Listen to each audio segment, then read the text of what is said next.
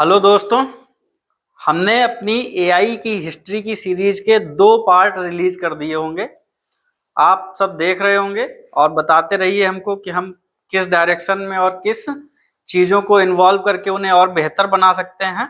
आज उसी सीरीज का हम तीसरा पार्ट लेकर आए हैं, जिसमें हमने मशीन लर्निंग की बात की थी और पीछे हम लोग क्या क्या बात कर चुके हैं, इस चीज़ को थोड़ा एक बार फिर से याद कर लेते हैं। हमने बात की थी कि एक नए कॉन्सेप्ट का जन्म हुआ था। उस कॉन्सेप्ट को हमने नाम दिया था machine learning, right. Machine learning एक नए कॉन्सेप्ट का जन्म हुआ था, मशीन लर्निंग।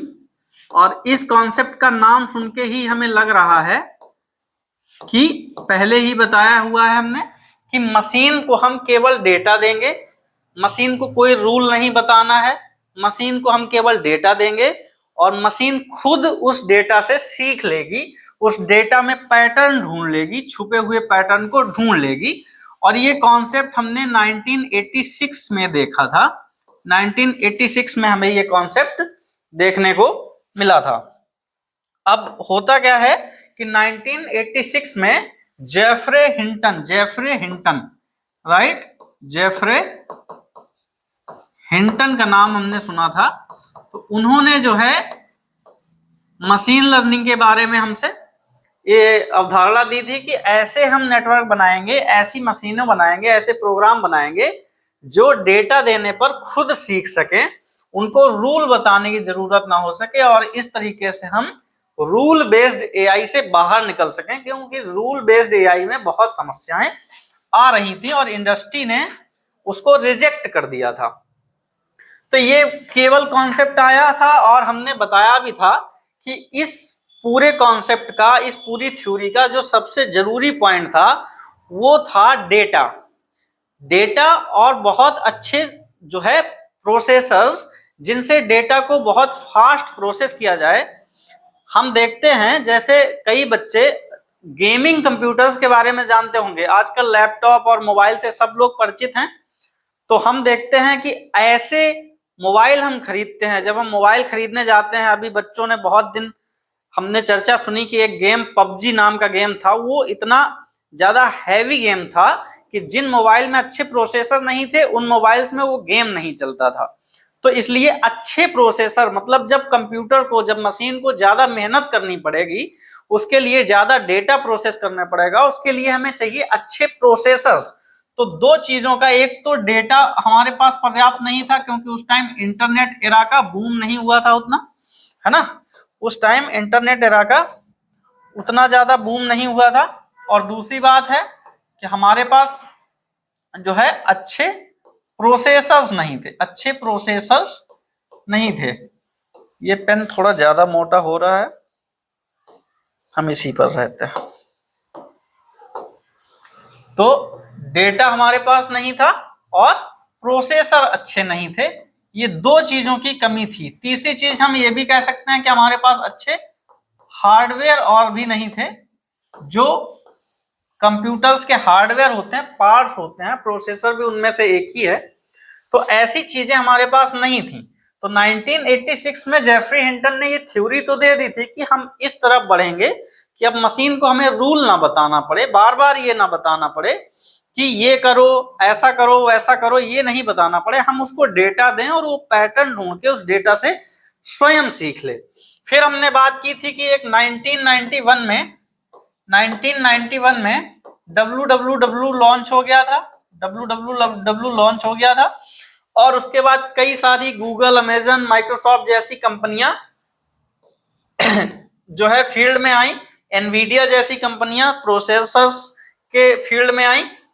तो इन्होंने काम किया, बहुत सारा काम किया, और इसकी वजह से हमने देखा था कि चेस मैच जो हुआ था गैरी कास्परोव और डीप ब्लू कंप्यूटर के बीच में, डीप ब्लू कंप्यूटर के बीच में, जो आईबीएम कंपनी ने बनाया था।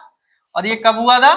1997, ये 97 में जो है ये चेस गेम हुआ था। अभी हम केवल ये जान रहे हैं कि हम पीछे क्या पढ़ चुके हैं, उसको एक बार रिकैप कर लेते हैं। तो उसमें जो है ये हमने देखा था कि इस कंप्यूटर ने क्या किया था, गैरी कास्परोव को चेस में हरा दिया था 37वीं चाल में जो है उनको मात दे दी थी। ये चीज देखने वाली है और यही मशीन लर्निंग का कमाल था। लेकिन डीप ब्लू एक ऐसा कंप्यूटर नहीं था जो जनरल चीजें भी कर सके। इसको केवल और केवल चेस पर ट्रेनिंग दी गई थी, चेस की फील्ड में इसको ट्रेन किया गया था। और जैसा कि हमने बताया था कि न्यूरल नेटवर्क नाम की चीज होती है, कई कठिन शब्द आएंगे, neural network, machine learning, deep learning, जो भी कठिन शब्द आएंगे उनको हम छोटे छोटे वीडियोज में कॉन्सेप्ट में समझेंगे। अभी हिस्ट्री है, अगर हम ज्यादा टेक्निकल चीजों में चले जाएंगे, और चूंकि हम इतना टेक्निकल जो है पीएचडी लेवल चीजें नहीं पढ़ने वाले, ग्रेजुएशन लेवल चीजें नहीं पढ़ने वाले, हमको ज्यादा से ज्यादा 6 क्लास के बच्चों से 12th क्लास तक के कॉन्सेप्ट पता होने चाहिए। उनकी भी बहुत ज्यादा गहरी मैथ में हमें नहीं जाना है, हमें केवल कॉन्सेप्ट पर रहना है और हम कॉन्सेप्ट को ही समझने की कोशिश करेंगे। और जाहिर सी बात है थोड़ा तो डिफिकल्टी होगी ही। तो आप लोग एक काम कीजिएगा कि जो भी शब्द हैं, इससे पहले कि हम उन पर वीडियो बनाएं, उससे पहले आप कीजिए कि जो भी शब्द आपको हमारी बातचीत में कठिन लगते हैं, जो शब्द आपको लगते हैं कि ये शब्द का अर्थ क्या होता है, उनको गूगल पर एक बार सर्च करके देखिएगा, चैट जीपीटी से पूछ कर देखिएगा। अगर समझ में आते हैं तो ठीक है, नहीं तो हम हिस्ट्री पढ़ाने के बाद उन कॉन्सेप्ट को एक एक करके जरूर डिस्कस करेंगे, क्योंकि उन कॉन्सेप्ट को समझे बिना एआई को एक सब्जेक्ट की तरह एक ज्यादा अच्छी तरह समझना बहुत मुश्किल है। ऐसे तो फिर हम भी उसी कैटेगरी में चले जाएंगे कि एआई से बस फोटो बनाने को हम एआई समझना और सीखना मान लेंगे, है ना। तो उस कैटेगरी में हमें नहीं जाना है, हमें एआई के पीछे की वर्किंग समझनी है, एआई को समझना है, एआई से जुड़े लाभ और खतरे दोनों को समझना है, और दिन ब दिन हो रहे इस फील्ड में डेवलपमेंट्स को भी, इनके साथ भी कदम से कदम मिलाकर चलना है। तो ये हमने एक जो है पीछे की क्लास का एक बैकग्राउंड डिस्कस कर लिया कि हम क्या पढ़ रहे थे, और हम ये सब पढ़ते पढ़ते सन 2000 तक देख चुके थे कि 2000 तक इंटरनेट जो है ठीक ठाक पोजीशन में आ रहा था, लेकिन अभी इतना ज्यादा डेटा नहीं आया था मार्केट में जिससे हम क्या कर सके, मशीन लर्निंग को बहुत ज्यादा अच्छा बना सके, बहुत ज्यादा आउटकम देने वाला बना सके। अभी इतने अच्छे आउटपुट नहीं आ रहे थे। लेकिन जब हम बात करेंगे कि 2006 तक भी मशीन लर्निंग को बहुत ज्यादा तवज्जो इंडस्ट्री ने नहीं दी थी। जो रिसर्चर थे वही इस पर काम कर रहे थे, जिनमें सबसे जो महत्वपूर्ण नाम था वो था जेफरी हिंटन का। किसका? जेफरी हिंटन का। और जेफरी हिंटन ने सन 2006 में एक नए शब्द की बात की और उन्होंने मशीन लर्निंग की एक नई फील्ड का नाम दिया, और इस फील्ड को उन्होंने कहा डीप लर्निंग। और ये बिल्कुल मशीन लर्निंग से ही मैच करती है, लेकिन ये ज्यादा जटिल न्यूरल नेटवर्क की बात करते हैं। ये बिल्कुल इस प्रकार के न्यूरल नेटवर्क की बात करते हैं जो दिमाग से मिलते जुलते हों, ह्यूमन के दिमाग से जटिल जाल की तरह एकदम मिलते जुलते हों। इनकी बात इन्होंने 2006 में एक पेपर जारी किया। उस पेपर में जो है इन्होंने इस प्रकार की बात की, इस प्रकार के कॉन्सेप्ट को दुनिया के सामने रखा। तो उसी को हमने यहां कह दिया है कि डीप लर्निंग रिवॉल्यूशन। और ध्यान देने वाली बात यह है कि जो हमारे आज के चैट जीपीटी, जेमिनाई और ये सारे ऐप हैं, इनको हम डीप लर्निंग पर ज्यादा फोकस रखते हैं। इनमें डीप लर्निंग का ज्यादा योगदान है। मशीन लर्निंग पुराना कॉन्सेप्ट मान लीजिए। मशीन लर्निंग के एक स्पेशल फील्ड का नाम, मशीन लर्निंग का एक स्पेशल जो टाइप है उसको हम डीप लर्निंग कह सकते हैं। और डीप लर्निंग ज्यादा एडवांस है, ज्यादा कठिन इंफॉर्मेशन को प्रोसेस कर सकता है, इसलिए इनको जो है न्यूरल नेटवर्क में इंटीग्रेट किया गया। मतलब डीप लर्निंग से जो न्यूरल नेटवर्क बनाए जाते थे वो ज्यादा अच्छे रिजल्ट, ज्यादा गहरी चीजों को समझ पाते थे। ये चीज हमने देखी। तो डीप लर्निंग एरा शुरू हुआ और 2006 आ गया, क्योंकि हमने देखा, अभी हमने बात की 2005 में यूट्यूब आया, राइट। 2005 में यूट्यूब आया और 2006 में इसको गूगल ने खरीद लिया, राइट। तो जब यूट्यूब आया तो यूट्यूब के बारे में हम जानते हैं। यूट्यूब पर जो है, जब ये यूट्यूब आया था तो 2006 में, करीब 2006 में इस पर 65,000 वीडियो पर डे डलते थे। 65,000 वीडियो पर डे डलते थे। 2007 के करीब ये चीज, 2007 के करीब लगभग ये 10 घंटे का वीडियो, 10 घंटे का वीडियो पर मिनट डलता था। और 2008 आते आते करीब 2008, 2007, 8 के बीच में ये 20 घंटे होता था पर मिनट के हिसाब से। तो ये समझ लो कि बहुत ज्यादा डेटा भी आ चुका था हमारे पास। और 2006 के करीब, 2006 के करीब जो है एनवीडिया कंपनी, जिसके बारे में हमने बात करी थी, जो क्या करती थी, प्रोसेसर बनाती थी, तो 2006 के करीब एनवीडिया ने भी क्यूडा नाम का एक प्लेटफॉर्म लॉन्च किया था। क्यूडा, इसमें क्या कर सकते थे, इसमें कई ज्यादा एआई रिसर्चर्स या डेवलपर जो होते थे, जो एआई पर काम करने वाले लोग होते थे, उनके लिए इन्होंने जीपीयू ग्राफिकल प्रोसेसिंग यूनिट कहते हैं इसको, ग्राफिकल प्रोसेसिंग यूनिट। ये सीपीयू से बहुत ज्यादा एडवांस होते हैं, है ना। हमारे कंप्यूटर्स में पहले हम देखते थे ना सीपीयू, ये जीपीयू का जो मामला है, जीपीयू बहुत ज्यादा एडवांस होते हैं और ये लगभग 100 गुना स्पीड उस टाइम देते थे। उस टाइम इन्होंने स्पीड जो है, रिसर्च की स्पीड, डेटा प्रोसेसिंग की स्पीड को 100 गुना तक बढ़ा दिया था। तो मतलब अब हमारे पास क्या हुआ कि एक तो बहुत सारा डेटा भी फील्ड में आ गया, डेटा उपलब्ध हो गया इतना सारा। दूसरी बात, हमारे पास कंप्यूटर का हार्डवेयर भी मजबूत हो गया, स्टोरेज भी मजबूत हो गया और कंप्यूटर के प्रोसेसर भी बहुत मजबूत हो गए। तो इन चीजों का जब पूरा खिचड़ी बनी, उस खिचड़ी ने क्या किया, उस खिचड़ी ने हमें एक नए एरा की तरफ धकेल दिया। और उस एरा में हमने देखा कि उसमें डीप लर्निंग वाले जो क्रांति हुई। डीप लर्निंग मीन्स बहुत गहराई से सीखना। डीप माने क्या होता है, गहरा। डीप मीन्स क्या होता है, गहरा। और लर्निंग माने होता है सीखना। तो बहुत किसी टॉपिक को बहुत गहराई से सीख लेना, किसी भी चीज को बहुत गहराई से सीख लेना। और गहराई से कैसे सीखते हैं, जो हमारा ह्यूमन का, इंसान का दिमाग होता है, वो क्या होता है कि ऐसे इतना जटिल स्ट्रक्चर होता है, इतने ज्यादा उसमें न्यूरॉन होते हैं। और जो हमारे पास पहले न्यूरल नेटवर्क थे उनमें बहुत कम लेयर होती थी। हमने न्यूरल नेटवर्क का एक मॉडल देखा था, यहां देख लेते हैं। हमने न्यूरल नेटवर्क का एक मॉडल देखा था, हमने बताया था कि यहाँ पे जो है ऐसे एक मॉडल होता है न्यूरल नेटवर्क का। एक सिंपल मॉडल अगर लेना चाहें तो यहाँ पे क्या होता है, इनपुट लेयर होती है, इसको हम इनपुट लेयर कह देते हैं। बीच में जो है हिडन लेयर होती है, यहाँ पे भी काफी लेयर होती है, हमने यहाँ सिंपल रखने के लिए एक ही बनाई है। तो इनपुट लेयर होता है, हिडन लेयर होता है, उसके बाद आउटपुट लेयर होता है। तो इनपुट में यहाँ इनपुट आ जाता है, जो चीज हम देते हैं वो यहाँ आ जाती है। यहाँ से फिर ये आगे बढ़ा देती है इन चीजों को। आगे बढ़ने के बाद क्या है, ये यहाँ पे प्रोसेसिंग होती है, यहाँ पे सोचने विचारने का काम होता है। और फाइनली फिर वो सब मिलके यहाँ पर आउटपुट दे देते हैं। ये एक न्यूरल नेटवर्क का बेसिक स्ट्रक्चर है और बेसिक ही हमें समझना है। थोड़ा सा जटिल समझेंगे लेकिन पीएचडी लेवल तक नहीं जाएंगे, हमको अपने स्टैंडर्ड के हिसाब से ही चीजें समझनी है। तो न्यूरल नेटवर्क का बेसिक मतलब यही है कि इनपुट और हिडन जहां प्रोसेसिंग होती है और उसके बाद आउटपुट लेयर, ये 3 प्रकार की जो मेन लेयर्स होती हैं। और हिडन लेयर्स में कितनी लेयर्स हैं इसी पर डिपेंड करता है कि हमारा जो न्यूरल नेटवर्क है वो कितना ज्यादा स्ट्रांग है। तो डीप लर्निंग में हुआ क्या कि हिडन जो लेयर्स हैं, यहाँ पे लेयर्स की संख्या मिलियन में चली गई, बहुत ज्यादा, मिलियन ट्रिलियन तक चली गई। इतना ज्यादा कॉम्प्लेक्स स्ट्रक्चर हो गया कि कहीं भी इसको बनाना तो यहाँ तो संभव नहीं है। पेन और पेंसिल से बनाना तो इसको बिल्कुल संभव नहीं है।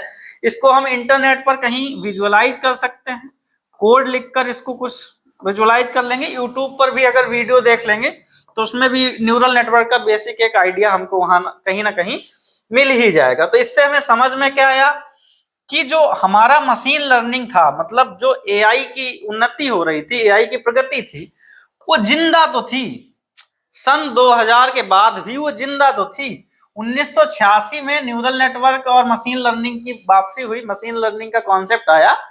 लेकिन जो है वो 2000 आते आते पनप रहा था, पर्दे के पीछे गेम कर रहा था अपना, फील्ड में नहीं आया था, कंपनियों ने बहुत ज्यादा प्रयोग नहीं किए थे। लेकिन चीजें धीरे धीरे इवॉल्व हो रही थी, उस पूरी फील्ड के लिए एक माहौल तैयार हो रहा था। जैसे हम कहते हैं ना, एक माहौल तैयार हो रहा था, इंटरनेट बढ़ रहा था, स्पीड बढ़ रही थी, प्रोसेसिंग बढ़ रही थी, डेटा बढ़ रहा था, ये सारी चीजें बहुत ज्यादा बढ़ रही थी, तो इसकी फील्ड तैयार हो रही थी। इसलिए कहा है कि जिंदा था बट इनविजिबल था, किसी को दिखाई नहीं दे रहा था। क्यों नहीं दिखाई दे रहा था? क्योंकि कुछ रिजल्ट नहीं दे पा रहा था। दुनिया आपको कब जानती है? पर्दे के पीछे जब आप मेहनत कर रहे होते हैं तब आपको कोई नहीं जानता है।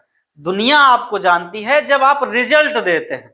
जब आपका रिजल्ट आता है, आप कितने भी प्रयोग करते रहें, कोई नहीं देखता है आपके प्रयोग। आपका जब तक कोई प्रयोग सफल नहीं होगा, मतलब तीर निशाने पर जब तक नहीं लगेगा, तब तक दुनिया आपको नहीं जानेगी।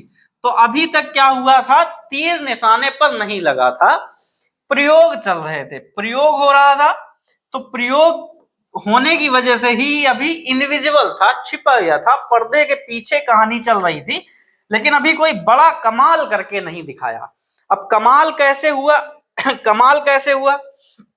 कमाल हम देखते हैं कैसे हुआ, इसको देख लेते हैं। कमाल देख लेते हैं कैसे हुआ। तो हम बात करते हैं alive but not a hero. Hero नहीं था, अभी हीरो नहीं बना था। जिंदा तो था लेकिन अभी हीरो नहीं बना था। हीरो कब बनेगा? जब रिजल्ट देगा, जब कुछ करके दिखाएगा, तभी तो हीरो बनेगा ना। तो साइलेंट एरा चल रहा था 2000 के बाद भी काफी साल तक मामला बिल्कुल साइलेंट था। चीजें अभी हो नहीं पा रही थी, कोई बड़ा काम नहीं हो पाया था, क्योंकि एआई के पीछे की सोच तो बहुत बड़ी थी। वो इतनी बड़ी थी कि ऐसा लग रहा था जैसे हम मानव के सामने एक दूसरा मानव जैसी ताकत खड़ी कर देंगे। लेकिन जब ऐसा कुछ हुआ नहीं, कोई आधा मतलब 50% तक नहीं पहुंच पाया, ऐसा कोई रिजल्ट ही नहीं आया, तो फिर अभी मामला साइलेंट चल रहा था। ये साइलेंट एरा था, ये दौर पूरा जो है खामोशी से चल रहा था, चीजें पर्दे के पीछे चल रही थी। तो एआई जो है डेफिनेटली अलाइव, जिंदा तो था, इस बात की तो हम तस्दीक कर रहे हैं, ऑलरेडी कर रहे हैं। लेकिन ये हेडलाइन नहीं बना रहा था, कोई ऐसा इसने काम नहीं किया था जिससे इसकी हेडलाइन बने, इसकी जो है एक बड़ी सी खबर प्रकाशित हो कि एआई एकदम आ गया है और इतने बड़े बड़े काम करने लगा है। ऐसा कुछ नहीं, मशीन लर्निंग ने अभी ऐसा कुछ करके नहीं दिखा पाया था। ये पर्दे के पीछे चुपचाप काम कर रहा था। जैसे छोटे मोटे काम, छोटे मोटे काम क्या, ईमेल में जो है जो फर्जी स्पैम वाले ईमेल होते हैं ना, उनको अलग छांट दे रहा था कि ये ईमेल जो है अच्छा ईमेल नहीं है, ये फ्रॉड हो सकता है, ये स्पैम हो सकता है। ऐसे छोटे मोटे काम करके दिखा रहा था। अमेजन पे पहले एक बटन आया करता था, यू मे आल्सो लाइक, मतलब आप अमेजन पे जो सर्च करते थे, पहले की बात है, ये 2000 के एरा की बात की बात है, उस टाइम की, आज से लगभग 15-20 साल पहले की। तो वहां पे एक बटन आया करता था, उसके पीछे भी मशीन लर्निंग ही होती थी।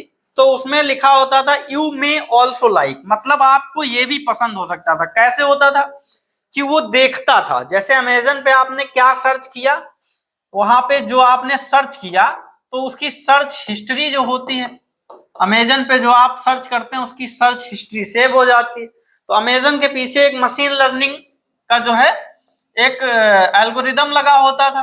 तो मशीन लर्निंग का जो एल्गोरिदम होता था वो आपकी सर्च हिस्ट्री की बेस पे ये पता करता था कि आप कैसी चीजें सर्च कर रहे हैं, क्या क्या आपको पसंद आ रहा है। उसी के आधार पे ये आपको सजेशन दे देता था कि आपको ये चीजें भी पसंद आ सकती हैं, भले आपने सर्च ना की हो, लेकिन आपको इंटरफेस में वो चीजें दिखाई देंगी। तो यू में ऑल्सो लाइक में यही चीजें आती थी, सजेशन देता था आपको कि अगर आप ये ढूंढ रहे हैं तो हो सकता है ये भी आ जाए। मान लो जैसे आपने बॉल ढूंढी है ना, एक बॉल ढूंढी, क्रिकेट बॉल ढूंढी, तो आपको जो है वो क्या दिखाने लगेगा, बैट भी दिखाने लगेगा, है ना।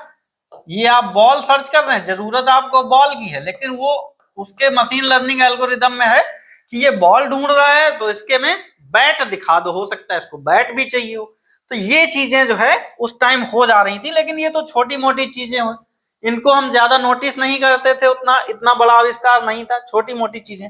Bank fraud detection system, bank में कहा, बैंक ट्रांजैक्शन में कब कहां कैसा फ्रॉड वाला कुछ हो सकता है, कोई ऐसी एक्टिविटी जो फ्रॉड वाली हो, मतलब वो स्टेटमेंट में देखता था कि कोई व्यक्ति कैसे खर्च करता था।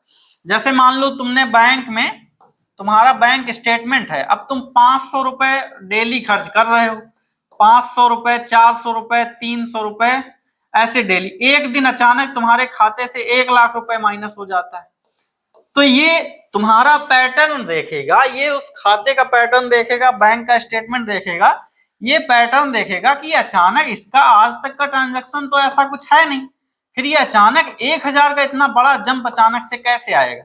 तो इसको हाईलाइट कर देगा कि फ्रॉड हो सकता है। क्या हो सकता है? फ्रॉड हो सकता है। इसको ये हाईलाइट करके दे देगा, ये फ्रॉड डिक्लेयर कर देगा इसको। फिर उसको क्या हो जाएगा, जब वो हाईलाइट हो जाएगा तो बैंक उसको एक बार अलग से चेक करके देख लेगा। लेकिन यहाँ पे कहीं भी कोई हाइप नहीं, कोई बहुत ज्यादा वाहवाही नहीं मची है, कोई वाव मूवमेंट नहीं है, बस छोटे मोटे काम मशीन लर्निंग से चल रहे थे। ये साइलेंट खामोशी वाला एरा है, यहाँ पर जो है छोटे मोटे काम उससे चल रहे थे, कोई ज्यादा बड़ा एडवांसमेंट नहीं दिखाई दे रहा था। फिर क्या हुआ, फिर देखते हैं क्या हुआ। फिर क्या हुआ कि स्पून फीडिंग प्रॉब्लम। अब ये स्पून फीडिंग क्या है, इसको समझ लेते हैं जरा। स्पून, स्पून मीन्स क्या होता है बताओ? स्पून मीन्स होता है, स्पून मीन्स क्या होता है? चम्मच, राइट? स्पून मीन्स चम्मच ही तो होता है। तो मतलब अभी हम क्या कर रहे थे, मशीन लर्निंग का कितना उपयोग कर पा रहे थे कि हम उसको चीजों को स्पून, ऐसे नहीं बच्चे को चम्मच से दूध पिलाते हैं जैसे, तो उसमें क्या है, उसको चम्मच में चीजें रख रख के देनी पड़ रही थी ऐसे। जैसे मान लो क्या हुआ कि हमने उसको बिल्ली के बारे में बताना शुरू किया। फीचर इंजीनियरिंग बोलते हैं। फीचर मतलब किसी चीज के क्या क्या फीचर हैं ये बताना, तो फीचर इंजीनियरिंग बोलते हैं इसको। Humans had to manually teach the machine every rule. अभी भी मतलब उतना ज्यादा नहीं, जो एक्सपर्ट सिस्टम वाला सिस्टम नहीं है यहाँ पे, लेकिन फिर भी हमें जैसे किसी मशीन को ये सिखाना है कि कौन बिल्ली है।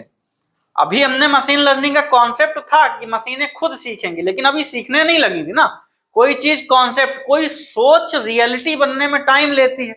अभी मशीन लर्निंग एक रियलिटी बन के नहीं आई थी। अभी मशीन लर्निंग क्या कर रही थी, काम कर रही थी, सीख रही थी, धीरे धीरे बड़ी हो रही थी। छोटा बच्चा था, वो धीरे धीरे बड़ा हो रहा था। तो उसको हम क्या करते थे कि हम बताते थे कि a cat has pointy ears, मतलब जो बिल्ली है, मान लो जो बिल्ली है ना, अब आर्ट तो ऐसी है नहीं मेरी, फिर भी मान लो बिल्ली जो है, बिल्ली के हम कह देंगे कि बिल्ली के कैसे होते हैं, बिल्ली के पॉइंटी ईयर्स होते हैं, मतलब नुकीले कान होते हैं। ये बात हमने उसको बता दी, मशीन को बता दी कि बिल्ली अगर तुम्हें पहचाननी हो तो ऐसा जानवर ढूंढो जिसके कान कैसे हो, नुकीले हो। ऐसा जानवर ढूंढो जिसके कान कैसे हो, नुकीले हो, है ना, कान कैसे हो, नुकीले हो। तो a cat has pointy ears, ये हम बता रहे थे मशीन को। A cat has a long tail, उसकी एक पूंछ होती है, ये भी हम बता रहे थे। A cat has round eyes, उसकी आंखें जो है गोल गोल होती हैं। ये सब चीजें हम बता रहे थे तब मशीन जान रही थी। तो ऐसे करके सीख तो रही थी, लेकिन अच्छा बच्चा नहीं था सीखने में, है ना, सीखने में तेज दिमाग नहीं था। हर चीज उसको चम्मच से दूध की पिलाने की तरह जैसे वैसे देनी पड़ रही थी।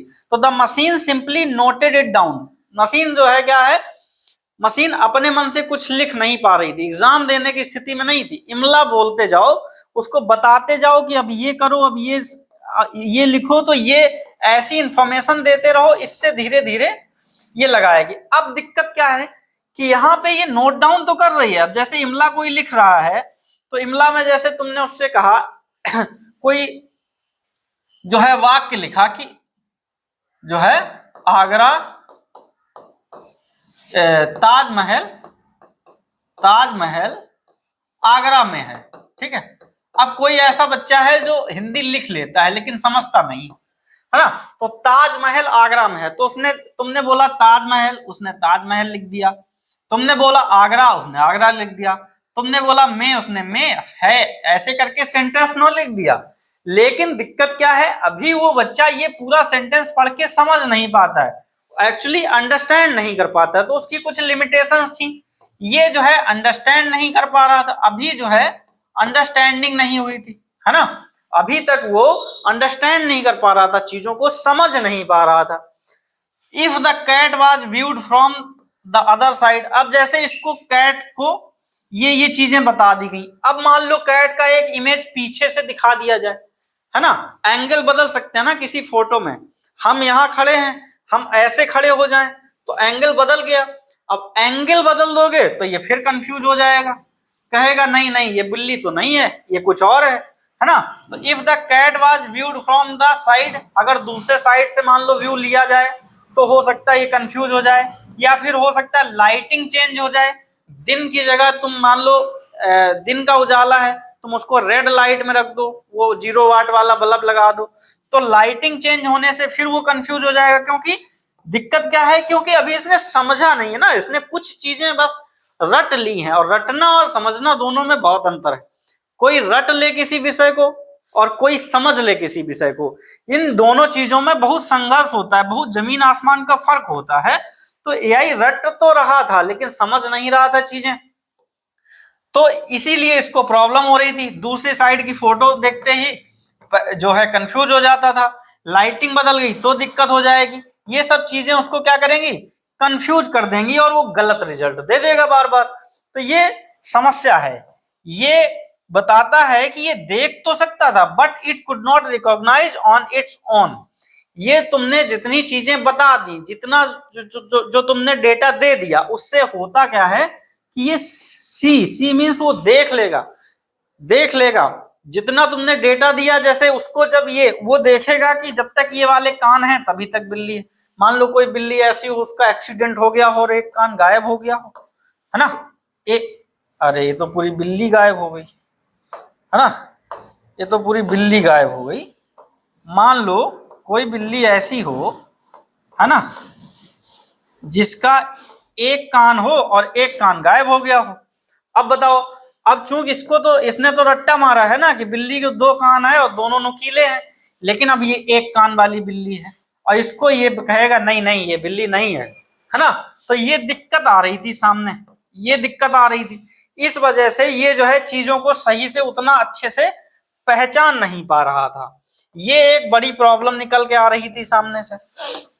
फिर क्या हो रहा था, फिर आ रही है दूसरी समस्या, जिसमें हम देखते हैं कि जेफरे हिंटन सोच तो रहे थे, वो अपने जो प्रोजेक्ट बना रहे थे, जहां जहां मशीन लर्निंग को प्रयोग कर रहे थे, वहां पर वो देखते थे कि हम जो कर रहे हैं उसमें क्या क्या समस्याएं आ रही हैं, और जैसे ही वो समस्याएं आ रही थी तो ये जो हमने चम्मच से दूध पिलाने वाला फॉर्मूला निकाला ना, ये जेफरे हिंटन का इन्होंने नोट किया कि इसको ऐसे करके कब तक सिखाया जाएगा, ये तो बहुत समस्या देगा।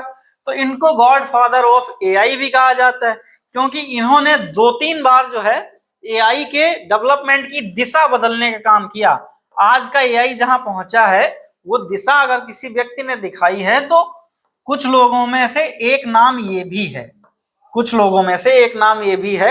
इनके अलावा भी कुछ लोग हैं, जैसे यान लीकन का एक नाम आता है, यान लीकन, है ना, ये अभी मेटा कंपनी में काम कर रहे थे। कुछ दिनों पहले इनकी खबरें आई थी कि इन्होंने मेटा कंपनी छोड़ के अपना एक नया एआई स्टार्टअप बना लिया है ना। तो ऐसे करके इनको एआई का गॉड फादर कहा जाता है। अब देखते हैं कि ये जो समस्या उनको दिखाई दी कि why are we spoon feeding machines, कि हमको ऐसे बार बार एआई को बताना क्यों पड़ रहा है कि बिल्ली के नुकीले कान होते हैं, बिल्ली की आंखें गोल होती हैं, बिल्ली की एक लंबी पूंछ होती है, ये हमको बताना क्यों पड़ रहा है। क्या ऐसा कुछ नहीं हो सकता कि हमको ये सब बताना ना पड़े और बिना बताए काम चल जाए, है ना, कुछ ऐसा तरीका नहीं हो सकता है। क्योंकि जब तक सोचते नहीं हम चीजों पे, अगर कोई समस्या है और हम मान के बैठ जाएं कि नहीं नहीं ये तो समस्या ऐसी है जिसका कोई हल है नहीं, है ना, तो ऐसी कोई समस्या तो आज तक बनी नहीं जिसका हल नहीं है। समस्या ये है कि लोगों ने सोचना नहीं सीखा, अगर सोचना नहीं सीखा तब तक वो समस्या बनी रही। कुछ लोग आए जिन्होंने उस समस्या को जड़ से उखाड़ने के लिए संकल्प लिया, तो उन्होंने भले ही कितना भी समय लिया हो लेकिन फिर उन्होंने वो करके दिखाया। और एआई का डेवलपमेंट ये चीज बहुत अच्छे से दिखा सकता है। कोई भी एआई की हिस्ट्री हम क्यों पढ़ रहे हैं, हम डायरेक्ट एआई को एज ए सब्जेक्ट हम क्या करते हैं, सीधे चैट जीपीटी से शुरू करते हैं। 2022 में चैट जीपीटी शुरू हुआ था, 2022 से 23, 24, 25 3 साल का पढ़ते और बढ़िया मौज करते। लेकिन क्यों ये तुम्हें हिस्ट्री क्यों पढ़ाई जा रही है? हिस्ट्री पढ़ाने का एक ही पर्पज है कि पहले ये देखो तो कि जो नामुमकिन से दिखने वाली चीज है, कौन ऐसे जिद्दी लोग थे जिन्होंने ये तय किया कि नहीं, इस दुनिया में नामुमकिन नाम का कुछ नहीं होता, नामुमकिन तो कुछ है नहीं। और साइंस, सोचो अगर साइंस खुद मान ले कि नहीं ये नहीं हो सकता है, तो ऐसे तो दुनिया में आविष्कार होना बंद हो जाए। इसीलिए कई बार ये विवाद खड़ा होता है। कई ऐसे धार्मिक लोग हैं जो कहते हैं नहीं, साइंस तो भगवान नहीं मानती। साइंस की मजबूरी है ना, वो साइंस अगर कोई चीज मान लेगी बिना एक्सपेरिमेंट किए तो उसका तो इवोल्यूशन खत्म हो जाएगा, उसके स्पीड जो उसकी है, उसकी जो रफ्तार है, उसका तो नेचर पूरा का पूरा कोलैप्स हो जाएगा। तो साइंस का शुरुआत ही होती है चीजों को ना मान, वो एक्सेप्ट नहीं करती।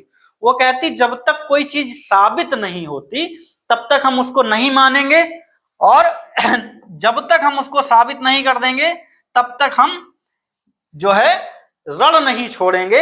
ये चीज जो है साइंस के अंदर होती है। और इसीलिए जो साइंस से जुड़े लोग होते हैं उनमें कई बार ये प्रवृत्ति देखने को मिलती है कि वो इन चीजों पे मान्यताओं को बिल्कुल सिरे से खारिज करते हैं। वो कहते हैं मान्यता जैसी कोई चीज नहीं होती, पहले उसके पीछे का कारण लेके आओ। जब कारण स्पष्ट हो जाता है तो ठीक है, कारण नहीं स्पष्ट होता है तब तक वो क्या करते हैं, उस चीज को खारिज नहीं करते हैं, लेकिन वो उसको मान नहीं लेते हैं। वो कहते हैं जब हम कारण ढूंढ रहे हैं हमें मिल जाएगा तो मान लेंगे। क्या आज भी जैसे जो विषय एक हमारा बहुत बार सामने आता है कि कई बार लोग कहते हैं कि जो विज्ञान है वो भगवान को बिल्कुल खारिज करता है, गॉड वाले कॉन्सेप्ट को बिल्कुल खारिज करता है। ऐसा नहीं है। साइंस बस ये कहता है कि अभी हमने साबित नहीं कर पाया है कि भगवान है, बस हम इसलिए ना तो उसको रिजेक्ट कर रहे हैं और ना एक्सेप्ट कर रहे हैं। मानेंगे भी नहीं और खारिज भी नहीं करेंगे, ढूंढेंगे, मिल जाएगा तो कह देंगे है, नहीं मिलेगा तो रिसर्च जारी रहेगी। बिल्कुल, तो यही चीज है। तो हिस्ट्री हम पढ़ ही इसीलिए रहे हैं कि इनकी जो जर्नी है, एआई की जो जर्नी है, मशीनों को इंसान जैसा बनाने की जो जर्नी है, ये कितना जिद्दी काम होगा। सोचो 1950 में ये शुरू हुआ, कितना जिद्दी प्रश्न था कि मशीनें क्या इंसान की तरह सोच सकती हैं। ये कितना जिद्दी प्रश्न था, कितना अड़ियल था, और कितना उस समय के लिहाज से कितना बेतुका भी था, है ना। उस टाइम कई लोगों ने इसकी आलोचना भी की थी। आज भी उस सवाल की आलोचना होती है, लेकिन सही परिप्रेक्ष्य में होती है। ऐसा नहीं है कि लोग इसलिए, साइंटिस्ट किसी चीज की आलोचना करते हैं तो वो इसलिए नहीं करते कि हमें इसको बिल्कुल खारिज कर देना है। वो आलोचना भी बहुत वैज्ञानिक दृष्टिकोण से करते हैं। तो हमें ये देखना है कि हिस्ट्री पढ़ने का मकसद यही है कि हमें ये सीखने को मिले कि कैसे हम दुनिया में जो असंभव दिखने वाली चीजें हैं उनको जिद और वैज्ञानिक दृष्टिकोण से उनको संभव बना सकते हैं। जिद चाहिए, आज नहीं हो रहा तो कल होगा, कल नहीं हो रहा तो परसों होगा, परसों नहीं होगा तो बरसों बाद होगा, लेकिन होगा जरूर। तो वही चीज है। तो अब इनको एक नई प्रॉब्लम फेस करने को मिली यहाँ पे, और वो प्रॉब्लम क्या थी, why are we spoon feeding machines, मतलब हम इसको चम्मच में भर भर के दूध क्यों पिला रहे हैं। क्या ये ऐसा नहीं हो सकता कि ये बार बार हमसे ये सब ना सीखे कि बिल्ली के दो कान ऐसे होते हैं, आंखें गोल होती हैं, ये सब उदाहरण हमें बार बार ना बताने पड़े। कोई ऐसा तरीका नहीं है जिससे ये काम स्वयं कर ले ये। बस ये क्वेश्चन इन्होंने पूछ दिया, फिर से पूछ दिया, और हर बार जब जब एआई में कुछ नई फील्ड आई, एक नई रफ्तार मिली, वो एक सवाल से मिली। हमेशा एक नया क्वेश्चन आया और उस क्वेश्चन ने ही दोबारा रॉकेट की तरह जो है इसको नई उड़ान दे दी। तो इंडस्ट्री जो है फोकस थी, वो क्या कर रही थी, सिंपल टास्क करवा रही थी। वही जो हमने टास्क अभी बताए थे, बैंक फ्रॉड डिटेक्ट करवा था, ईमेल में हम स्पैम ईमेल अलग कर रहे थे, है ना। ये सब चीजें हम अभी मशीन लर्निंग या उस टाइम का जो छोटा वाला एआई था, है ना, बच्चा, बिल्कुल बच्चा, ये भी कहो ढंग से कि वो भी जो है खड़ा भी नहीं हो पा रहा था, बिल्कुल नवजात शिशु था, इतना छोटा कि वो केवल यही छोटे छोटे काम कर पा रहा था। लेकिन हमने सपना तो ऐसे एआई का नहीं देखा था, हमें तो इंसानों को टक्कर देने वाले एआई चाहिए था। तो फिर इन्होंने ये प्रश्न पूछा, ये प्रश्न है कि क्या ऐसा कुछ नहीं हो सकता कि हमें ये सब बार बार इसको बताना ना पड़े।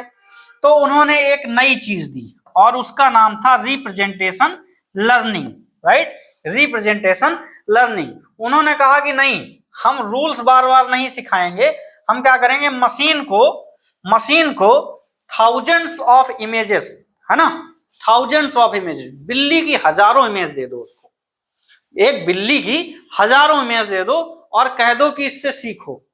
हम किसी चीज को देखते हैं, मान लो हमने किसी सामने खड़े इंसान को देखा, अगर हमने किसी सामने खड़े इंसान को देखा, ठीक है, इंसान मान लो ये है ना, ये है, ये जो है ऐसा कुछ के शेप है, अब ये इंसान है, तो अगर हम किसी इंसान को देखेंगे तो सबसे पहली जो होगी हम उसके किनारे देखेंगे कि वो कितनी जगह घेर रहा है। हम उसके क्या देखेंगे, किनारे देखेंगे कि वो कितनी जगह घेर रहा है, राइट। उसको पहचानने के लिए हम क्या देखेंगे, उसके किनारे देखेंगे, एज, किनारे को क्या बोलते हैं, एज। हम सबसे पहले उसकी एज देखेंगे। दूसरी चीज बताओ क्या देखेंगे, दूसरी चीज बताओ क्या देखेंगे, एज हमने देख ली, दूसरी चीज क्या देखेंगे, दूसरी चीज है कि हम क्या करेंगे, उसका फेस देखेंगे, राइट। क्या देखेंगे, फेस देखेंगे। तो ऐसे करके हम चीजों को पहचानते हैं, है ना। तो यही वो कह रहे थे कि चीजों को इसे दिखाओ, ये दिखाओ, ये लाइटिंग देखे, इसमें लाइट देखे कि कौन कौन सी लाइटिंग है, कौन कौन से कलर्स हैं, लाइट्स देखे, ये सब कुछ, किनारे, लाइट, फेस, ये सब चीजें देख देख के ये खुद सीखे। हम इसको बार बार सिखाते नहीं रहेंगे। ये जो नया आइडिया इन्होंने दिया, ये मशीन लर्निंग के ही प्रकार हैं, लेकिन हर चीज का जो इवोल्यूशन होता है, बार बार वो चीज में नए नए प्रयोग होते हैं, वही। तो हम उसको क्या करेंगे, थाउजेंड्स ऑफ इमेजेस देंगे, राइट। हम लोग उसको हजारों इमेजेस देंगे, किसको, जो मशीन लर्निंग एल्गोरिदम है, न्यूरल नेटवर्क हैं, उनको हम क्या करेंगे, मशीन को हजारों इमेज देंगे और कहेंगे अपने मन से ढूंढ लो कि बिल्ली कैसी होती है, राइट। अपने मन से ढूंढ लो बिल्ली कैसी होती है। जैसे एक बच्चा सीखता है ना, जैसे मम्मी क्या कहती हैं, मम्मी बार बार ये नहीं बताती हैं कि ये आम है, वो कहती हैं जाओ, बार बार जाओ, आम देखो जाके। और बच्चा धीरे धीरे धीरे धीरे आम देखता है, छोटा वाला देखता है, 50 प्रकार के आम होते हैं, लंबे वाले, चौसा आम होगा, देसी आम होगा, कलमी होगा, बहुत प्रकार के आम होंगे। और वो एक रफ आइडिया लगा लेगा कि ऐसे प्रकार का कोई भी आकृति जो होगी, ऐसे प्रकार का कोई भी फल होगा, वो क्या होगा, वो आम होगा, ऐसे, राइट, ऐसे। और छोटा भी होता है, बड़ा भी होता है, कभी कभी ये परफेक्ट जो है इस प्रकार का नहीं होता है, कभी कभी तो ऐसे करके भी आम हो जाता है ना। तो क्या वो आम को मतलब मिर्च तो नहीं कह देता है, पतली छोटी वाली आम जो होता है, पतला छोटा आम होगा, तो वो जब सीख जाता है तो आम को वो आम ही कहता है, मिर्च तो नहीं कहता। जैसे तुम सोच के देखो एक बार फिर से, जब हम ABCD सीख जाते हैं, छोटे पे हमें बहुत दिक्कत होती है, बचपन में हमें बहुत दिक्कत होती है इस चीज की कि हमें ए नहीं पता है ना, हम अक्षर नहीं पहचान पाते हैं। लेकिन जब हम एक बार ABCD सीख जाते हैं तो हम इस वाले ए को भी ए कहते हैं, इस वाले ए को भी ए कहते हैं। अगर हमें ए ऐसे करके बना दिया जाए तब भी हम ए कहते हैं, अगर ए ऐसे करके बना दिया जाए तब भी हम ए कहते हैं। मतलब हमें फर्क नहीं पड़ता कि उसमें कितने चेंजेस हो रहे हैं, किस किस प्रकार का चेंज, लाइटिंग बदल जाए, चीजें बदल जाएं, या फिर ऐसे करके उस सिग्नेचर में पता चल जाए, तो हम जान लेंगे कि यहाँ कहीं क्या बना है, ए तो बना है। तो इन्होंने क्या किया, इन्होंने इसके माध्यम से यही कहा कि अब हम तुम्हें बार बार बताते नहीं घूमेंगे कि बिल्ली का कान ऐसा होता है, पूंछ ऐसी होती है, आंखें ऐसी होती हैं, ये बार बार नहीं बता। अब हम तुम्हें इतनी ज्यादा डेटा दे देंगे, और डेटा आ चुका था, है ना। ये 2006 के लगभग की बात है, जब ये इरा आया तब 2006 की लगभग की बात है। 2006-07 में इन्होंने ये जो है किया। तो उस टाइम इन्होंने क्या कहा कि अब हम तुम्हें इतनी ज्यादा डेटा दे देंगे उसके बारे में, बिल्ली के बारे में, कुत्ते के बारे में, जिसके बारे में सिखाएंगे तुम्हें, उसके बारे में तुम्हारे अंदर इतना डेटा भर देंगे कि उस डेटा से देख देख के तुम सीख जाओ कि कौन चीज कैसी होती है। बार बार हम तुम्हें बताते नहीं घूमेंगे कि अब तुम ये कर लो, अब तुम ये कर लो, अब तुम ये सीख लो, अब इसकी आंखें ऐसी जान लो, ये सब हम बार बार तुम्हें नहीं बताएंगे, है ना। तो इन्होंने क्या किया, एक पेपर बनाया 2006 में। 2006 में किन्होंने, जेफरे हिंटन, जिनका हम नाम पढ़ रहे हैं, जेफरे हिंटन, है ना, गॉड फादर ऑफ एआई कहते हैं इनको, गॉड फादर ऑफ एआई कहते हैं। तो जेफरे हिंटन ने 2006 में ये पेपर दिया, और पेपर का नाम क्या था, नाम याद करने की जरूरत नहीं है, लेकिन चूंकि पढ़ा रहे हैं, हिस्ट्री ही पढ़ा रहे हैं, तो यहाँ हम उसको मेंशन तो कर ही देंगे। तो पेपर के बारे में बताया था, ये तुम्हारा बोर्ड एग्जाम का पेपर नहीं है, ये क्या है, एक रिसर्च पेपर है, राइट। ये साइंटिफिक पेपर है, जो वैज्ञानिक लोग अपनी स्टडी के जो स्टडी करते हैं उसके बारे में जो जानकारी देते हैं वो पेपर के माध्यम से देते हैं। तो इस पेपर का नाम था a fast learning algorithm. Algorithm क्या होता है, बहुत सारा जो इंस्ट्रक्शन होता है, एक खास प्रकार का इंस्ट्रक्शन, सेट ऑफ इंस्ट्रक्शन होता है, उसको हम क्या कहते हैं, एल्गोरिदम कहते हैं, फॉर डीप बिलीफ नेटवर्क। और देखो ये दो डीप वर्ड आ गया अब यहाँ, डीप गहराई, गहराई से जो नेटवर्क बिलीव कर सके, गहराई में जा सके जो नेटवर्क, ऐसा कुछ ये आइडिया लेके आए। तो इन्होंने क्या किया, हमने बताया था ना, न्यूरल नेटवर्क के बारे में बताया था। न्यूरल नेटवर्क के बारे में एक बार यहाँ फिर कर देते हैं। न्यूरल नेटवर्क है ना, दो लेयर अब की बार बीच में डाल देते हैं, दो लेयर। और ये तो ये इनपुट है, ये क्या है, इनपुट लेयर। और ये जो बॉक्स है पूरा, ये इसको हम हिडन लेयर बोल देते हैं, हिडन है ना, ये हिडन लेयर। और ये है आउटपुट लेयर, राइट। और होता क्या है कि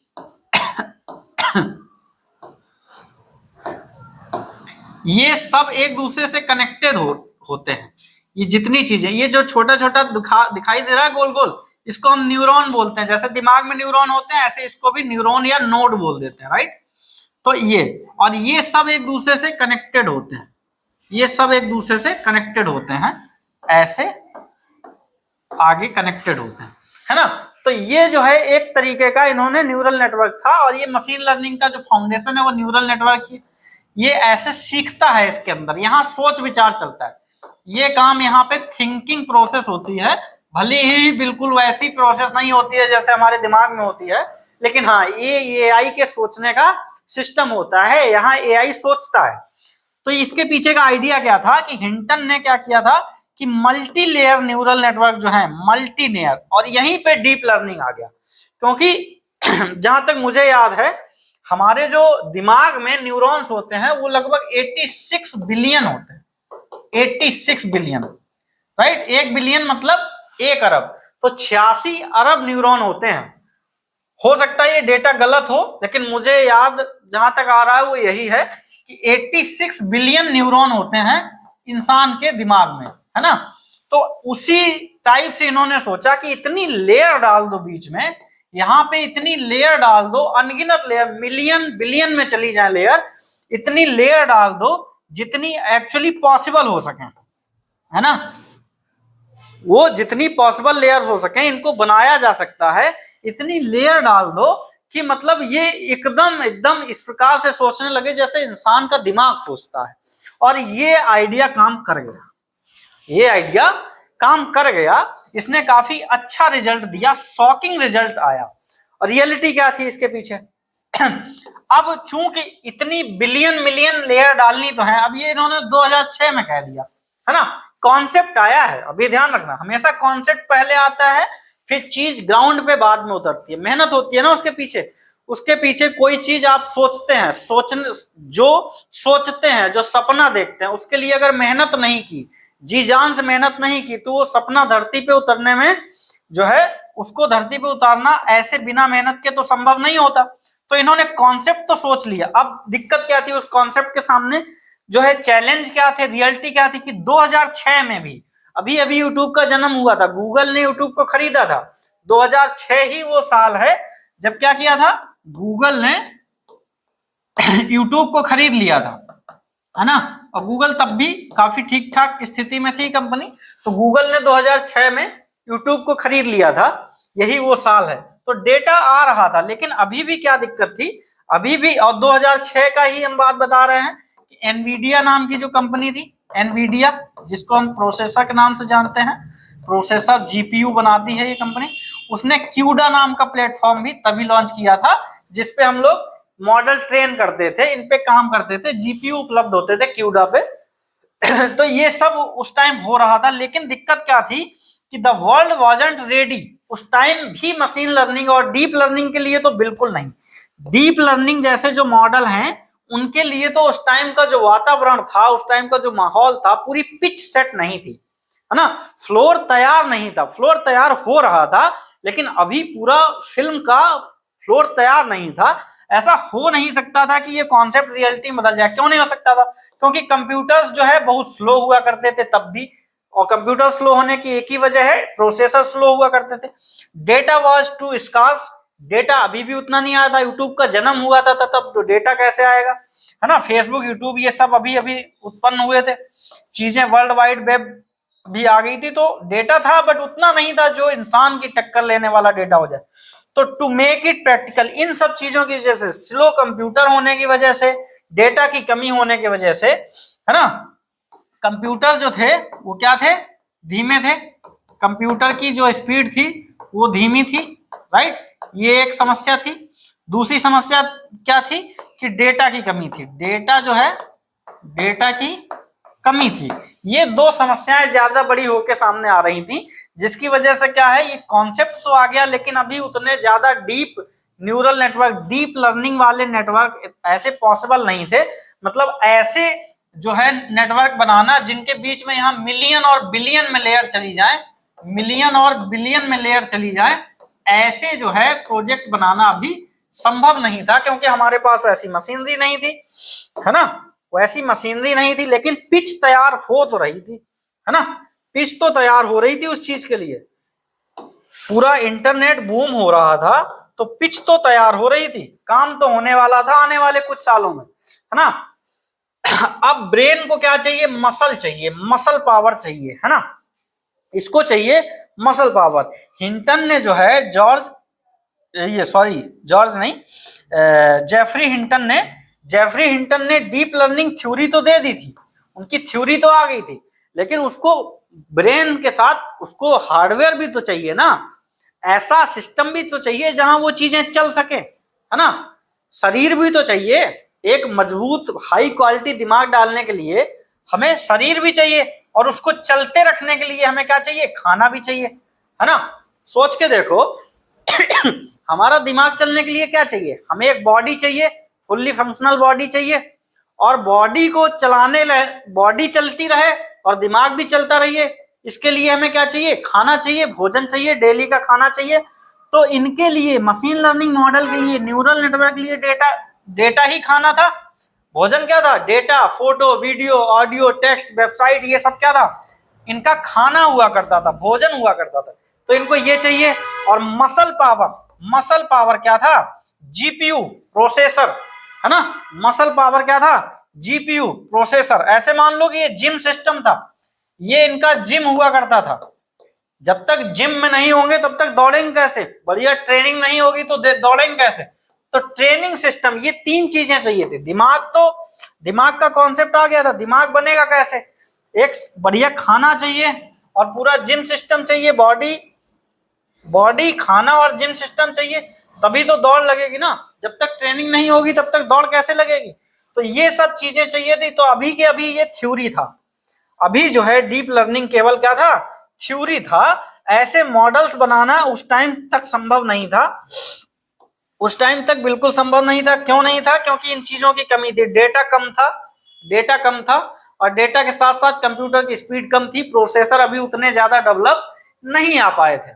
फिर क्या हुआ, जीपीयू का रिवोल्यूशन हो गया, जीपीयू आ गया फील्ड में उतर के, जीपीयू आ गया। ये प्रोसेसर दिखाई दे रहा है ना, ये बैकग्राउंड जो इमेज है इसमें जेनसेन हुआंग की फोटो है, और जेनसेन हुआंग ही वही व्यक्ति हैं, जेनसेन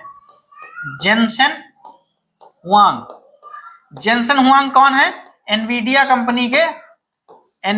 कंपनी के सीईओ हैं ये, राइट।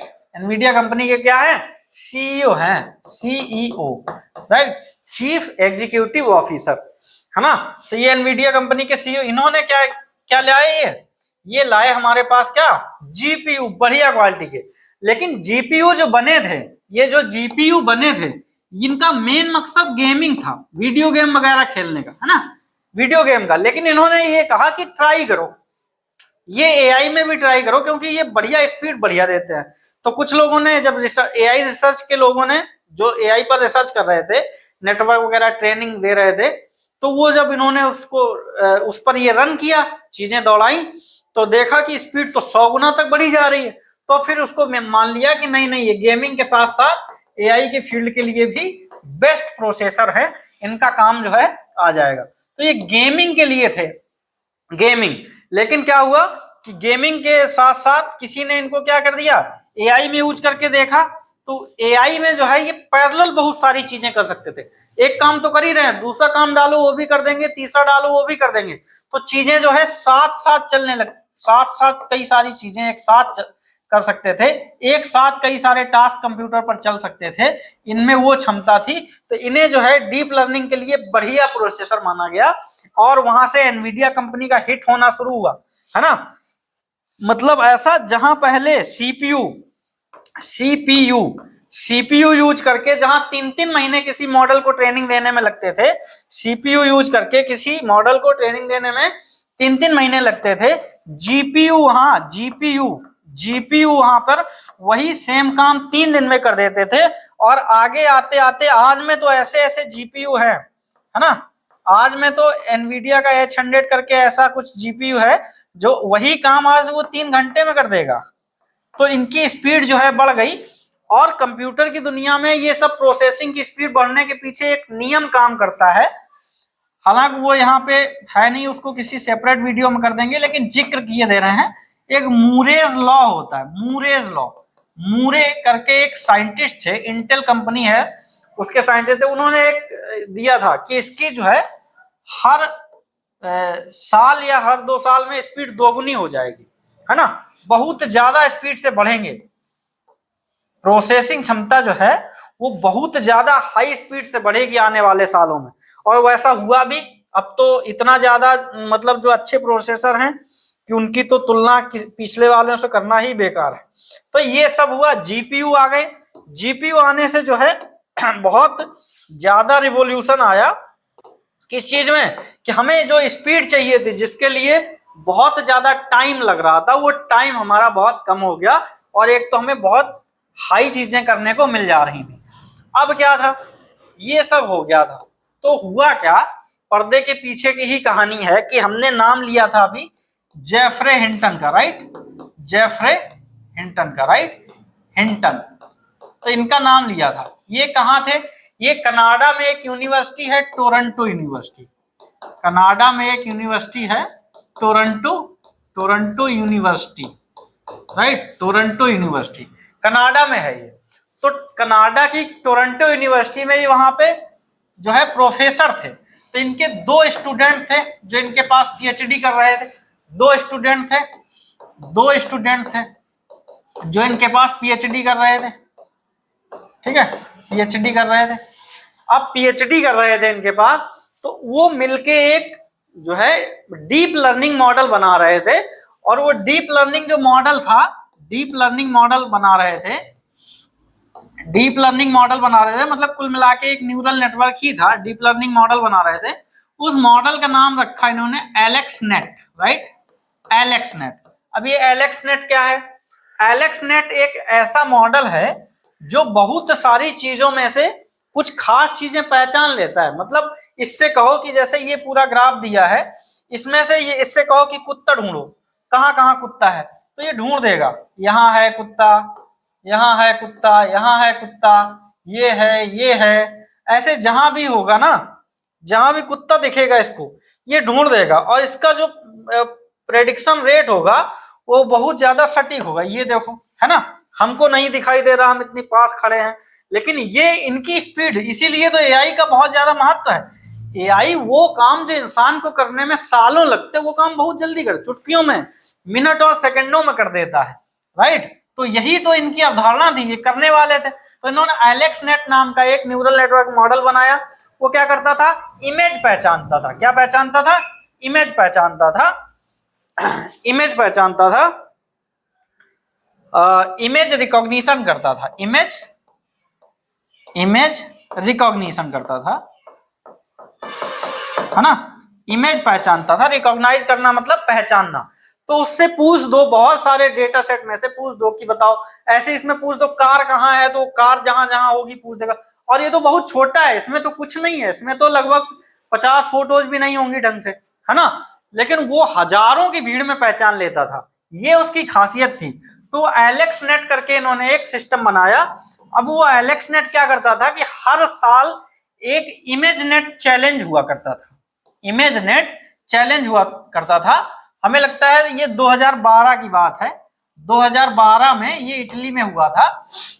तो उस टाइम क्या होता था कि इमेज पहचानने के लिए मॉडल दिए जाते, मॉडल जो है आते थे, तो कई लोग अपने अपने मॉडल लेके आते थे। तो वो होता क्या था कि वो लगभग 26-27% लगभग एरर होती थी। मतलब 26-27% का मतलब समझो कि 100 बार अगर उनसे पूछा जाए तो वो 26 या 27 आंसर गलत देते थे। अब इतना ज्यादा, लगभग 1/4 लगभग है, हर चार में से एक आंसर गलत देते थे। तो भरोसे लायक नहीं थे, ज्यादा भरोसे लायक नहीं थे, ये मॉडल इतने भरोसे लायक नहीं थे। तो इन्होंने जेफरे हिंटन और उनके दो जो स्टूडेंट थे, उन्होंने एलेक्स नेट मॉडल बनाया, एक एलेक्स नेट मॉडल बनाया। और किस पे ट्रेन किया, वही बताए, एनवीडिया के ही जीपीयू जो थे, एनवीडिया के जीपीयू, जो 2 जीपीयू पे इन्होंने ट्रेन किया, 2 जीपीयू लिए और उन पे ट्रेन किया। ट्रेनिंग ऑफ एनवीडिया के जीपीयू किस लिए प्रसिद्ध थे, उनकी स्पीड और प्रोसेसिंग बहुत फास्ट थी, राइट। तो ये ट्रेनिंग दी। तो इमेजनेट वाज अ कंपटीशन, कहा एक कंपटीशन होता था, where computers had to identify millions of images, है ना। जहां कंप्यूटर क्या करते थे, कंप्यूटर में जो सॉफ्टवेयर होते थे उनको क्या करना पड़ता था, उनको करना पड़ता था कि वो identify millions of images, millions मतलब दसियों लाख इमेज, लाखों में इमेज दी जाती थी, उनमें से उनको जो है इमेज आइडेंटिफाई, जैसे तुम्हें बहुत सारी इमेज दे दी, 10 लाख इमेज है तुम्हारे पास, और उसमें से तुमसे कहें बताओ कौन कौन सी इमेज ऐसी है जिनमें क्या करना पड़े, जिनमें कार दिख रही हो। अभी भी तुम देखते होगे कि कई सारी ऐसी वेबसाइट हैं जिनपे जब तुम क्लिक करते हो तो वेबसाइट पे एक पहले वो लिख के आता है are you human, right, are you human लिख के आता है, मतलब क्या तुम मनुष्य हो। इसके लिए वो तुम्हें ऐसा कुछ दे देगा और बार बार कहेगा कि जहां बस दिख रही हो उस पर क्लिक करो, जहां ये दिख रहा हो उस पर क्लिक करो, जहां कुत्ता दिख रहा हो, जहां गेंद दिख रही हो उस पर क्लिक करो। और जब तुम सारे उत्तर सही दे देते हो तब तुम्हें वो वेबसाइट में एंट्री दे देता है, और जब तक तुम सही जवाब नहीं देते हो तब तक वो क्या करता है, तुम्हें वहीं अटकाए रहता है और तुम्हारी वेबसाइट नहीं खुलती है। ऐसा होता है ना, बहुत बार देखा होगा, ऐसा तो होता ही है। तो होता क्या है कि फिर ये कंपटीशन हुआ करता था जहां पे लोग लेके आते थे अपना मॉडल, है ना, उस टाइम न्यूरल नेटवर्क ही आते थे, तो वो अपने मॉडल लेके आते थे जो प्रोग्राम उन्होंने बनाए हुए होते थे, और उनमें से ज्यादा 2011 तक क्या होता था, 2011 तक 26-27% का जो है एरर आता था, एरर रेट जो होता था वो 26-27% का, मतलब हर 4 में से एक, 25% के करीब या 26% के हर 4 में से एक आंसर जो होता था वो गलत होता था, राइट, हर 4 में से एक आंसर गलत होता था। मतलब तो इतना ज्यादा रेट था, इसलिए ये भरोसे के काबिल नहीं थे, इतना कम, मतलब ज्यादा भरोसा नहीं हो पा रहा था, ना तो इंडस्ट्री का ना कंपनियों का, है ना। तो ये तो जैसे आइडेंटिफाई कैट्स, डॉग, प्लेन्स, ये सब पूछते थे मिलियंस ऑफ इमेजेस में से।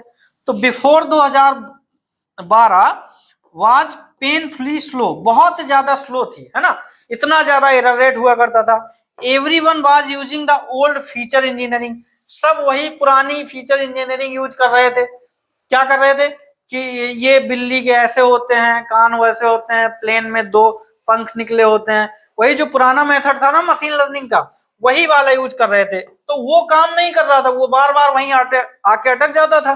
तो ये काम कर रहे थे, इसलिए जो है बहुत ज्यादा हाई इनका एरर रेट हुआ करता था। फिर आया एलेक्सनेट।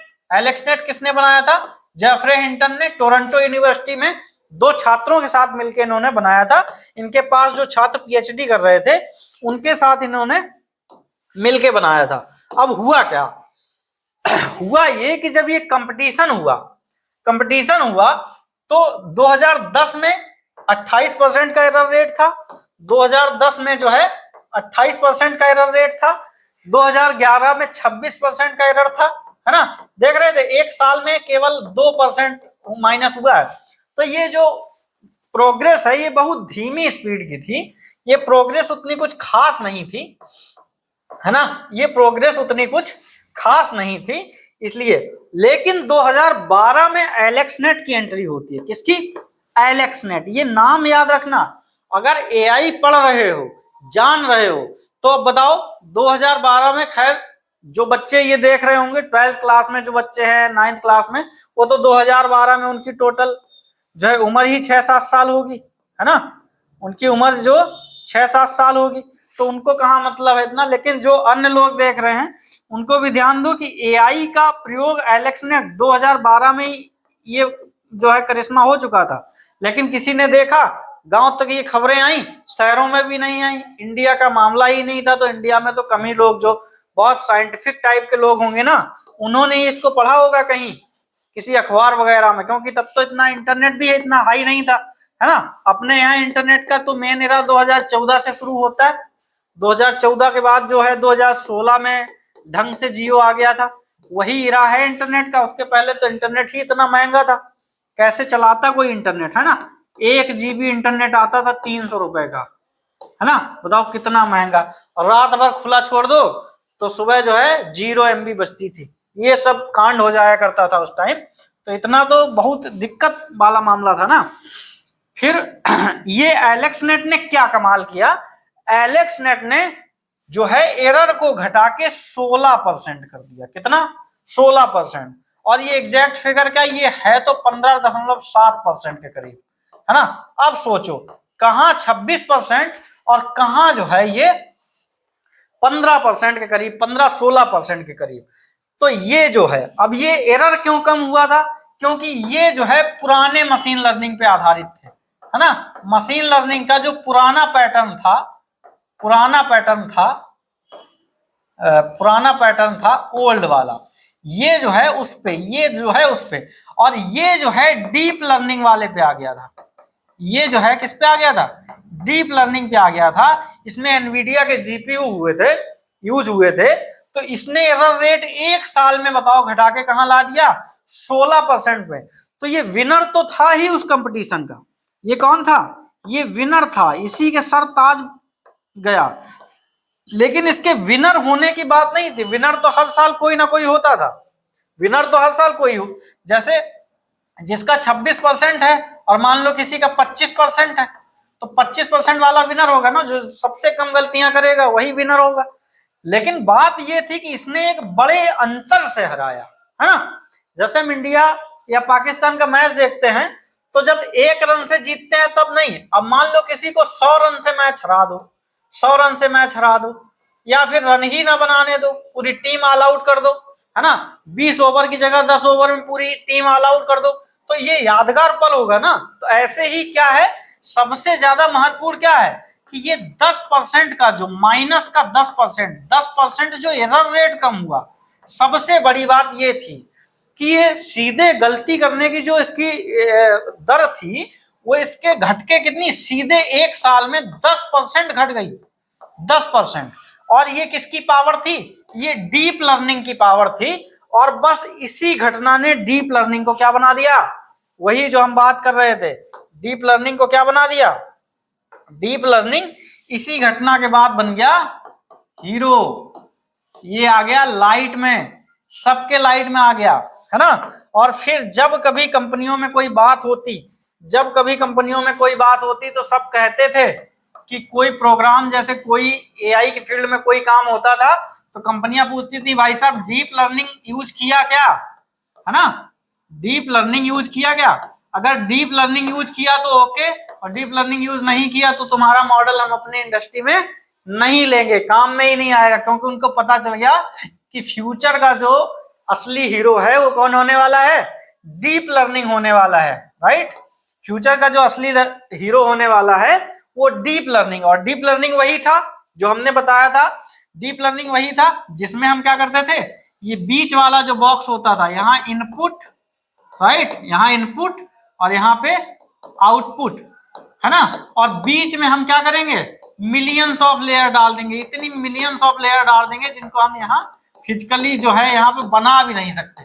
यहाँ पे हम क्या कर देंगे, मिलियंस ऑफ लेयर डाल देंगे, है ना। इतना लेयर डाल देंगे कि एकदम ऐसा लगने लगे कि मनुष्य का दिमाग जैसा एक जाल सा बन जाता है ना, वैसा कुछ यहाँ दिखने लगे, है ना। और यही डीप लर्निंग का कॉन्सेप्ट है।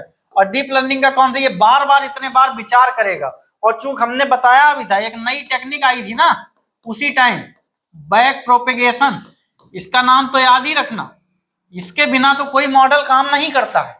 बैक प्रोपेगेशन तो वो इसको तुम मान लो ज्यादातर कि ये तो सब्जियों में आलू का काम करेगा ये, है ना, जैसे आलू के बिना ज्यादातर सब्जी नहीं बनती है ना, ये तो हीरो है, ये इसके बिना तो कोई काम नहीं होगा। तो ये दो तीन चीजें थी, इसीलिए जो है जेफरे हिंटन को गॉडफादर ऑफ एआई कहा जाता है, जहां जहां उनका नाम आता है। और ये हुआ क्यों था, ये सब हो इसलिए पाया था 2012 में, क्योंकि 2012 आते आते जीपीयू की पावर बढ़ गई थी, हमारे पास इंटरनेट पे बहुत सारा डेटा हो गया था, कंप्यूटर भी अच्छी खासी क्वालिटी के आ गए थे, तो कॉम्बिनेशन बन गया था बहुत चीजों का। बिग डेटा, है ना, डीप लर्निंग तो हमारे पास था ही, हमने न्यूरल नेटवर्क तो जेफरे हिंटन ने कॉन्सेप्ट 2006 में ही दे दिया था, ये काम तो 2006 में। बिग डेटा तो हमारे पास था ही, जीपीयू भी हमारे पास बहुत बढ़िया बढ़िया कंपटीशन वाले आ गए थे, एरर रेट हमारा इसलिए कम हो गया, और AI became main stream overnight, और एक ही दिन में एआई जो है फिर से उठ के दुनिया के सामने खड़ा हुआ, और अब की बार वो ऐसा खड़ा हुआ कि झुकने का नाम नहीं लिया, है ना, वो एआई का पुष्पा बन गया। ये वाली इमेज जो है एआई का पुष्पा बन गया, बिल्कुल, है ना। हालांकि ये फिल्मी बातें हैं, कुछ याद रखने लायक बातचीत है, कॉमेडी का कोई सीन है नहीं, बहुत ज्यादा इंपॉर्टेंट इवेंट है ये, जो इमेजनेट इवेंट है, इमेजनेट कंपटीशन है 2012 में, ये आज के एआई का मेन उदय मान लो इसको, कि एआई का जो डीप लर्निंग मॉडल है वो पहली बार यहीं सक्सेस हुआ, और उसमें हीरो के रूप में कौन निकल के आया, जेफरी हिंटन, है ना। और चूंकि डेटा और जीपीयू हमारे पास इतने हो चुके थे कि हम क्या देखते हैं कि इन सब का जो खिचड़ी पकी थी, इन सब ने मिलकर जो स्टेज तैयार किया था उसमें डीप लर्निंग हिट कर गया, और पहली बार उसका निशाना जो है एकदम सही जगह लगा जाके। और हमने पहले भी बताया था, जब तक आप कोई कमाल करके नहीं दिखाएंगे तब तक आप हीरो बन नहीं सकते। तो पर्दे के पीछे की मेहनत इस कंपटीशन में क्या लाई, रंग लाई, और डीप लर्निंग हीरो बन के यहां से निकला।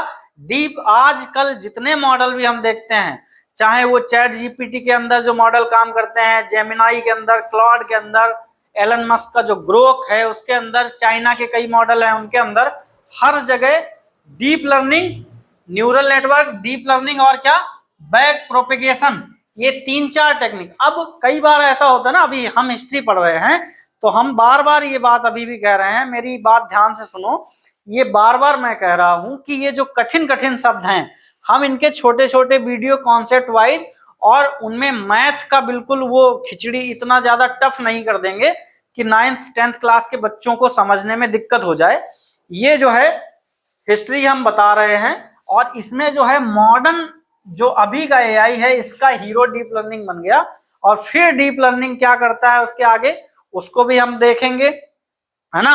और मेरे दिमाग में एक बात और चल रही है, अगर अच्छी लगे तो बताना, जो ये वीडियोस कई बार मुझे लगा कि देखो हिस्ट्री है, एआई है, एआई से जुड़े शब्द तो बोलने ही पड़ेंगे, है ना। एआई से जुड़े जो शब्द हैं, अब एआई में जिन्होंने काम किया, एआई में हम किसी ऐसे व्यक्ति का नाम थोड़ी, ये थोड़ी ना कह देंगे कि ये जो है हमारा काम जो है सोनू गुप्ता ने किया था, है ना, नहीं किया ना। जो भारत का यहाँ पे नाम नहीं आता फिलहाल में हिस्ट्री में, एआई की कोई भारतीय नाम नहीं आता, तो इसलिए हम बात नहीं करेंगे ना उनका नाम, तो नाम तो विदेशी ही रहेंगे, नाम तो सारे फॉरेनर वाले ही रहेंगे, क्योंकि जिन्होंने काम किया है उन्हीं का नाम लेना पड़ेगा, तो उनका ही नाम लेना पड़ेगा, उनको नाम से याद कर लो, और ज्यादा है तो 2-4 बार गूगल सर्च मारा करो इन्हीं नामों को, उनकी शक्लें दिमाग में बैठ जाएंगी, और बैठ जाए तो उतना ही बढ़िया है, बैठ तो जाना ही चाहिए। वो लोग जो पूरी पृथ्वी पर पूरे मानव विकास के सबसे अहम पड़ाव को लीड कर रहे हैं, उनके नाम तो हमें पता ही होने चाहिए, जरूर पता होने चाहिए, नाम और फेस ये सब पता होना चाहिए। तो जो कठिन नाम है उनको सर्च कर लो। अब दूसरा आइडिया ये है कि थोड़ा सा जो जटिल हो जाता है कहीं कहीं, तो उसके लिए एक मेरे दिमाग में एक आइडिया है कि हम एआई के हिंदी पॉडकास्ट जो है अपने चैनल पर डालेंगे। जितने भी वीडियो रिलीज हुए हैं, अब तक जो वीडियो रिलीज हुए हैं एआई हिस्ट्री से, दो वीडियो ऑलरेडी जो है चैनल पर आ चुके हैं, है ना। ये तीसरा वीडियो होने वाला है एआई हिस्ट्री का। तो मेरे विचार में क्या है कि हम इनके एआई पॉडकास्ट डालेंगे चैनल पर, डाल के देखेंगे, है ना। हर वीडियो का, जैसे एपिसोड 1 है, एपिसोड 2 है, तो हम पॉडकास्ट को ऐसे ही सीरीज में डालेंगे। एपिसोड 1 का एआई पॉडकास्ट, एपिसोड 2 का एआई पॉडकास्ट हिंदी में होगा और बिल्कुल सरल लैंग्वेज में होगा। अगर उसको सुन के देखना, अगर वो अच्छा लगे, अगर आइडिया अच्छा लगे और उसका जो कंटेंट अच्छा लगे, समझ में आए बढ़िया, तो उस पे जो है कमेंट करके बताना। अगर ये आइडिया हिट होता है तो आने वाले हर वीडियो का जो है एआई पॉडकास्ट हमारे चैनल पे मिलेगा। उसकी दूसरी जो है एक प्लेलिस्ट बना दी जाएगी। अभी जो वीडियो डल रहे हैं उन वीडियो को हमने एआई फॉर ऑल अपने चैनल पे एआई फॉर ऑल करके एक प्लेलिस्ट बना रखी है। उस प्लेलिस्ट को क्लिक करोगे, सीरीज से सारे वीडियो मिल जाएंगे, ठीक है। तो जितने भी वीडियो हैं, ये पॉडकास्ट वाला आइडिया हमारा जो कैसा है इसको जरूर बताना। और 2-3 दिन के अंदर ही हम कल संडे है, कल हम एक वीडियो डालेंगे। उस वीडियो का पॉडकास्ट जैसा लगे, आउटपुट जैसा हो, अगर सरल लगता है, समझने में अच्छा है, तो उस पर कमेंट करके बताना। अगर आइडिया हिट लगता है तो हर वीडियो का, हर लेक्चर का जो है हम एक पॉडकास्ट एआई से बना के डाल देंगे। अच्छी से अच्छी, सरल से सरल भाषा रखेंगे। इस पे जो है अपने विचार जरूर हमको उसमें कमेंट करके बताना। इसी के साथ हम अब एआई का जो है लेटेस्ट पार्ट आएगा, जो चैट जीपीटी इरा है, चैट जीपीटी कैसे पैदा हो गया, ये वाला जो है पार्ट नेक्स्ट होने वाला है। और इसको एआई हिस्ट्री का, उसको वर्तमान ही मान लो, बिल्कुल सटी हुई हिस्ट्री है। 2016-17 के बाद की जो कंपटीशन है, एक बड़ा नाम आएगा, अल्फा गो जैसी चीजें आएंगी, तो उन इवेंट का अगला जो वीडियो होने वाला है उसमें हम पहुंच जाएंगे वहां तक जहां चैट जीपीटी का जन्म हुआ। उसके बाद से बस हम सीखने लगेंगे चैट जीपीटी हमें कैसे बहुत अच्छी तरह यूज करना है। फोटो बनाने के लिए, वीडियो बनाने के लिए नहीं, सीखने के लिए, लर्निंग के लिए, अपने सिलेबस के लिए, स्कूल के लिए, होमवर्क के लिए, नकल करने के लिए नहीं। एआई हमारे नुकसान का कारण ना बने, इस तरह कैसे उसको यूज करें, ये सब यहीं सीखेंगे, स्क्रीन पर सीखेंगे, लाइव करके सीखेंगे। इसी के साथ जो है हमें बताते रहिए। हमारी सीरीज पर अपनी राय जरूर हमें कमेंट में बताइए। अगर हमारी सीरीज आपको अच्छी लग रही है तो उसमें हमें पॉजिटिव फीडबैक दीजिए, जिससे हमारा हौसला बढ़े और हम आपके लिए अच्छे से अच्छे सरल भाषा में, हिंदी में एआई से जुड़े वीडियो ला पाएं। धन्यवाद।